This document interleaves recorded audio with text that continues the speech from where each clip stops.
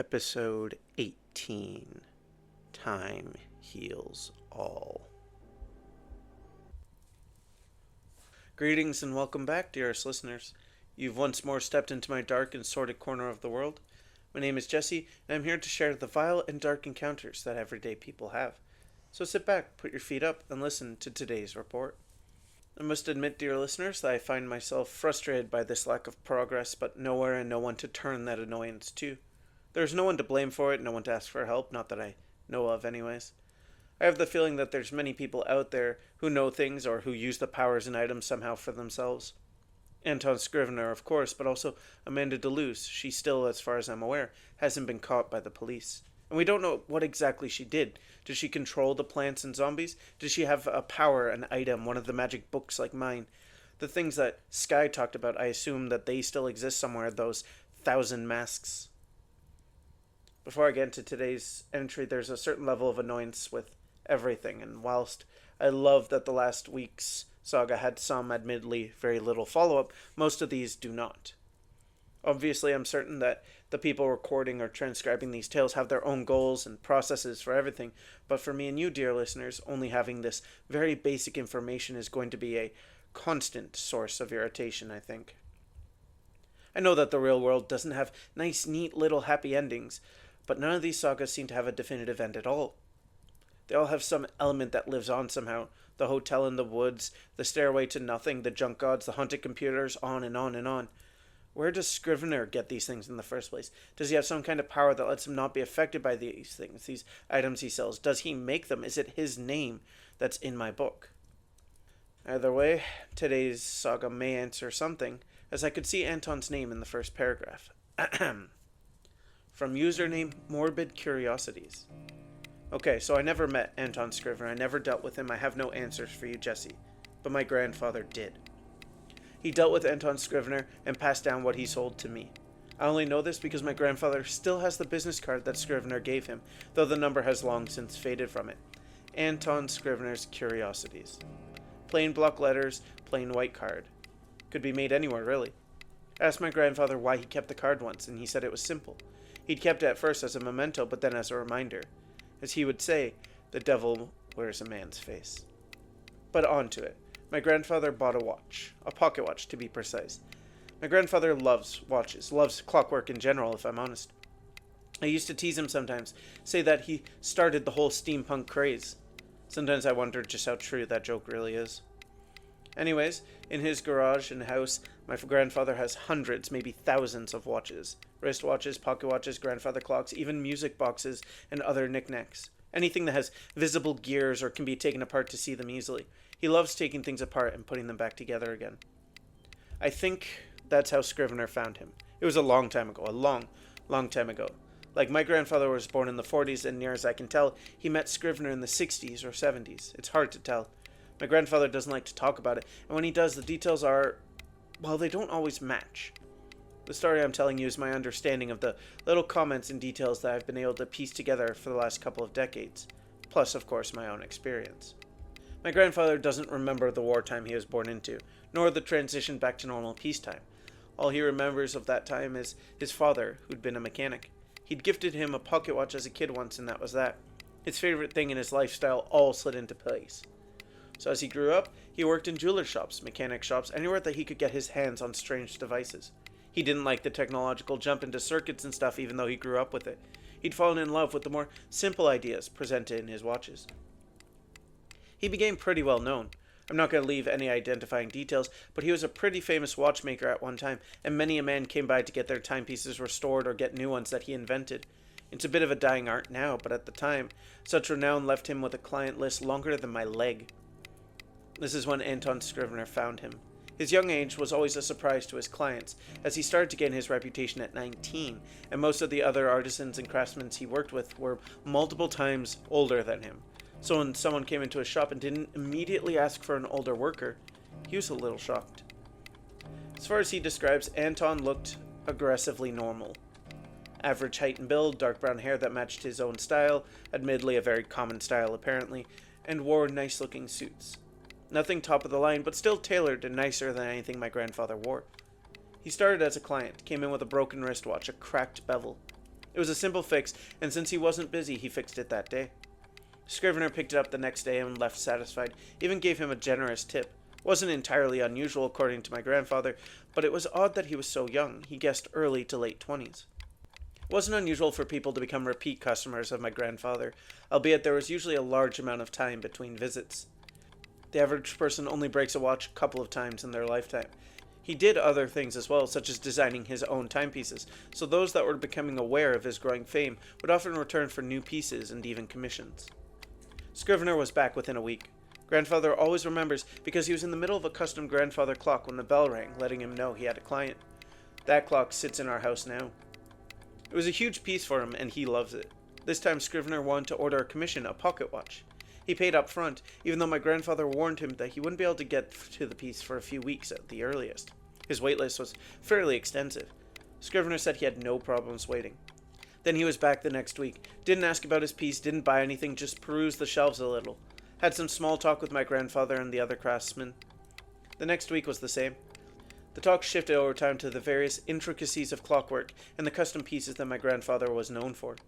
He never bought anything, but he was always confident and pleasant to talk to, so my grandfather began to look forward to his visits. Eventually he asked Scrivener what it was that he did. Apparently he'd grinned a huge smile that didn't quite meet his eyes. One that had my grandfather on edge, despite their decent relationship. He told him that he was in the curiosities and antiquities business, that he traded goods and found items for people that were looking for them. My grandfather took that to mean smuggling or black market deals. It was not odd to him. Apparently a lot of his customers were just on the other side of the legal line. I asked him once why he dealt with people like that. His answer was, it was a different time. Eventually his piece was done, a plain-looking pocket watch that when opened told the date, time, and was clear enough to see the inner workings. My grandfather once commented that it was one of the ugliest pieces he'd ever made, but it had been what was ordered. Scrivener was thrilled and again left a pretty generous tip. Then he came back the next week, perused, talked, and again. This went on for quite some time. One time when my grandfather was drunk, he mentioned that Scrivener scared him a little. When I asked why, he said because he never changed. Even when he'd been a client for more than a decade, he looked the same as the first time they'd met. One day he'd come in with a piece that he'd found. That's what he said, I found it. A euphemism if there ever was one, and my grandfather, he knew better than to question it. It was a pretty nice piece, one that held a lot of value. He gave Scrivener the honest value, but warned him that only die-hard collectors would pay anywhere near that amount. He asked my grandfather how much he'd pay, and my grandfather told him that honestly, he couldn't and wouldn't pay more than half of what he'd quoted him. He'd have to do some work on it, and to turn it, and he'd have to sell it around what he'd told Scrivener. Apparently, he just smiled that off-putting grin. A couple of visits later, he'd apparently sold it, gave my grandfather an appraiser's fee. Something like 15%, again, no questions. Only that never-aging stranger. One day, months later, he came in with another piece, again, found it. Again, the price for it was astronomical, again, how much my grandfather would pay. This time, he agreed to my grandfather's proposed price. Once, my grandfather confided in me that it was this moment that things started. It was this moment that he often thinks back on, if he had refused, if he had laughed it off. Apparently, he was so surprised that Scrivener had agreed to it that he just bought it.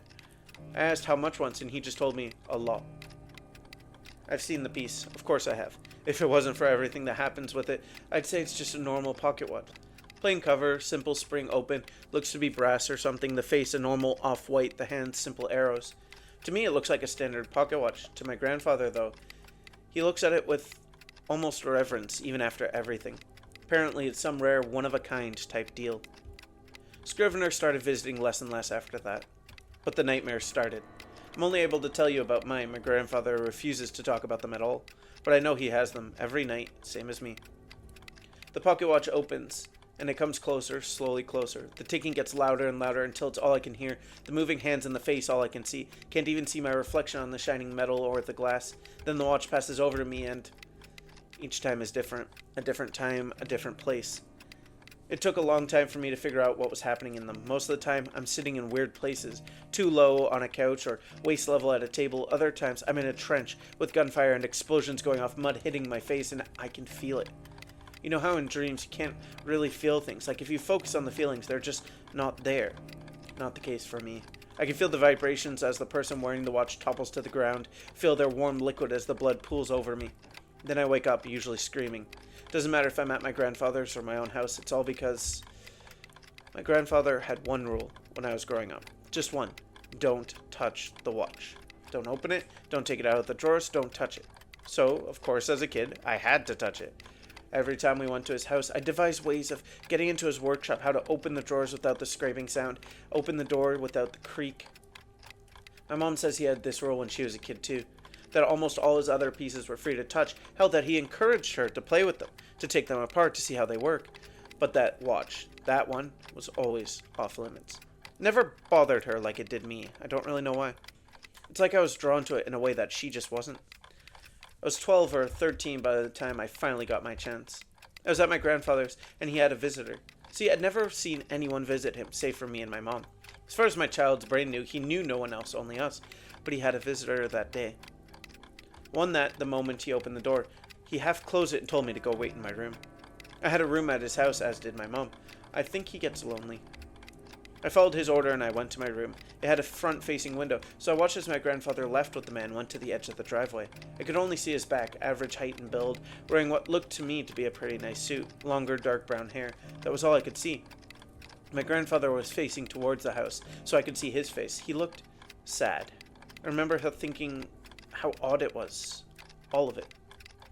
But then the idea hit me. He was distracted. I was down the stairs faster than I'd ever gone before, and I was at the door to the garage shop. I remember I paused for a moment. Even now, I'm not sure why. I wasn't worried about being caught. For some reason, I was certain that I had enough time. I opened the door, and even though I wasn't careful, it made no sound. There was no creak that day, and I was into the shop. I'd seen it before, of course, but that day, it looked different. Like everything was still pretty well exactly how I remembered it, but there was a different energy. Like the lights were just a little brighter, the cogs and gears a bit more shiny, the ticking of the various in-progress projects just a little louder. Like everything was just more. I knew where he kept the watch, of course. I was at the drawers before I realized I was moving. The door opened with no scrape. It was whisper silent. And there it was, sitting there, the only thing in that drawer. It pulsed. It seemed to be beating with life, like it was more than just a hunk of different shaped metals. I touched it, grabbed it. I had done it. This was what I'd been waiting for as long as I remembered. It was plain, as I knew it to be. Just some shined brass, no reflection. I opened it, and everything came together. A simple watch face, simple arrow hands. That was it. I turned it over in my hands over and over, and that was it. Nothing. I was disappointed. In my mind, I'd built it up to be this grand secret, this holy grail, and it was just another boring watch. In a house with dozens, possibly hundreds of watches, I put it back, closed, and left.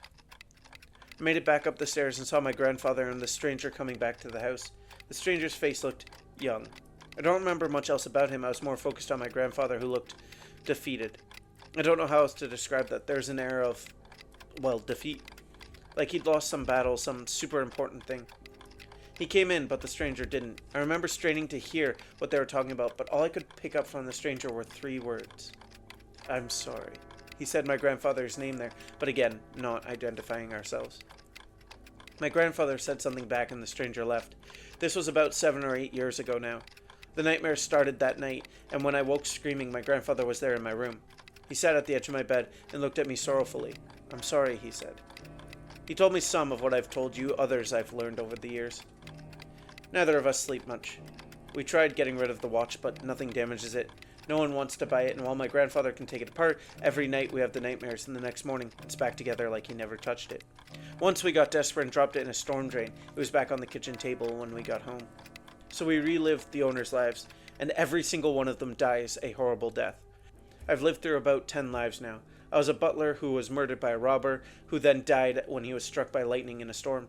I was a soldier whose head was blown off, a race car driver who was impaled by his own steering wheel when he crashed. I know my grandfather has died a lot more than me, but he refuses to talk about them. I can't really blame him. Scrivener hasn't visited since, but every once in a while my grandfather will pull out his card and get that defeated look in his eyes. My dreams those nights are always worse, and my grandfather doesn't wake screaming. He always looks well rested those nights, and he always says he's sorry. My grandfather owns a watch, and I think he knows one night I'll dream of his death too. Then the watch will be mine too. He's never said it, and I've seen his will. It's not in it, but I know it. It picked me after my grandfather. He'll die horribly somehow, and then it'll be my turn. More cursed objects, more questions. Is the watch somehow killing them, or are they all coincidence? Did Scrivener feel bad? Is that why he came back and apologized? I admit the very idea that our merchant of horrific things might feel anything at all has never really occurred to me for whatever reason. I've always kind of imagined him an emotionless sociopath. Who else would sell cursed items like this that severely screw with people's lives or even kill them? I mean, it's clear it's not for the money. Each recounting here mentions money exchanging hands, usually a good amount, but there's this theme to them almost. A suggestion that he isn't even selling them for the same value a museum or rare collector might pay. I mean, $3 for that doll, even back then? An apparently hugely discounted amount for the watch? Makes me wonder if the snake idol and computers were sold for lesser amounts too. This Scrivener seems to be more dangerous than I initially thought. Dangerous and unpredictable. He seems to always fit into whatever sales role he's pretending to be. An illegal smuggler, an antiques dealer, or computer salesman. I believe, in a previous account about Anton Scrivener, that I mentioned what I like to call the merchant character, a being in myths and folklore that comes into the story purely to sell or to barter, or to somehow start the main character's rise and, of course, inevitable fall. The more I hear of Scrivener, the more convinced I become that he is the merchant of our world. Maybe there are others like Betherwee and Weatherby who may or may not be the same, or Amanda Deleuze who could raise zombies and manipulate plants. How many of our tales here, our sagas, are of beings and monsters, and how many are empowered humans, others marked with these powers or these objects of power? Somehow that question disturbs me a bit more than most. Did this tale sway you, dear listeners? Are you a member of our ever-growing legion of dark wanderers, or are you as scientifically minded as ever? Thank you, as ever, for listening. And until the next, let's cross that veil together.